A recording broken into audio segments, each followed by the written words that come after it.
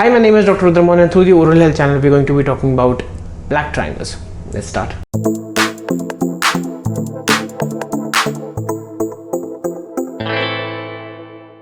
So I come across this gum problem very often in my practice, especially on comments via YouTube. So there's something known as black triangle. What is a black triangle? Basically, you have an interdental papilla between your teeth, especially accentuated around your front teeth. Now, when there is a loss or an absence of interdental papilla, it creates a triangular area which looks black relatively compared to the gums and the teeth surrounding it, thereby giving it the name as black triangle. Now, it has been found out that this is the third most common problem aesthetically when it comes to patients about the fact that whenever they're smiling that they can see the black triangle, and that's why they have become very conscious about their smile, and it hampers their confidence. So coming to the etiology, that is the causes of black triangles, there are a lot of causes mostly attributed to the position of the gums and the teeth to each other at the same time to the jawbone. The most common cause of black triangles is aging. At the same time, if your gums are thin, that means your gingival biotype is thin. Most likely because of toothbrush abrasion, the gingival recession has taken place and you can see the triangle in that area. Apart from that, if your teeth morphology, that means your front teeth, the size and shape is such that it automatically creates a black triangle, that's also one of the causes. And the most common anatomical cause that has been found is that when your teeth are present, your front teeth, the distance between the interproximal contact, that means the point where both the teeth adjacent meet, right, that distance from the crest of the bone. Now, the more that distance is present, more likely there's a chance of absence or the loss of interdental papilla, leading to creation of a black triangle.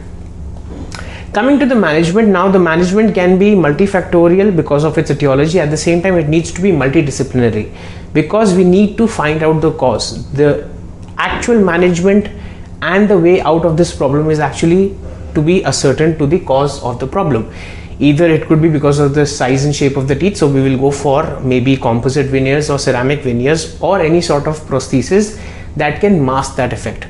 If we want to go on a prosthodontic angle, we can create gingival veneers. Also, when we are creating veneers, we can put a pinkish hue so that it kind of blends in with the pinkish hue of your natural gums, and thereby reducing the effect of the black triangle. Other approaches to manage this would be surgical approaches through periodontal plastic surgery, rotational and pedicle flaps, at the same time connective tissue grafts and free gingival grafts, and also orthodontic movement.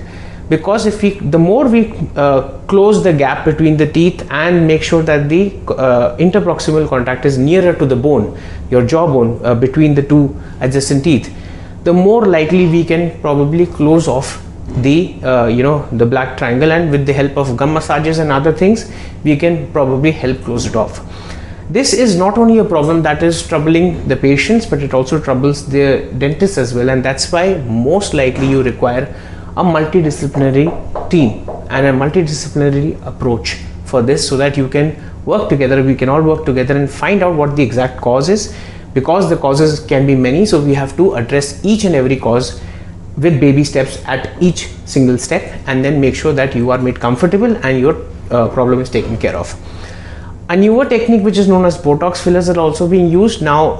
Derma fillers, Botox fillers, these are relatively new. These techniques might be helpful, but then again they are under a lot of research and they have their own set of side effects. So we generally don't venture into it because it's more of a cause related thing than just filling it into it. You have substitutes and you have derma fillers and all those things, and that can help you out, but that's more of a personal choice, and it does require a sense of great expertise into that area. So if you know a specialist of that kind, a periodontal specialist who's into periodontal plastic surgery when it comes to fillers, you can definitely go to them and get yourself evaluated and operated upon if need be. So this was today's episode. Please like, share and subscribe, and don't forget to press the bell icon so that you can get important updates. These are my social media handles and my WhatsApp number if you need to consult me. However, I would request you humbly to please message me first and not call me directly, because I might be busy with some patients or I might be busy otherwise. So this was today's episode. Like, share and subscribe. Thank you.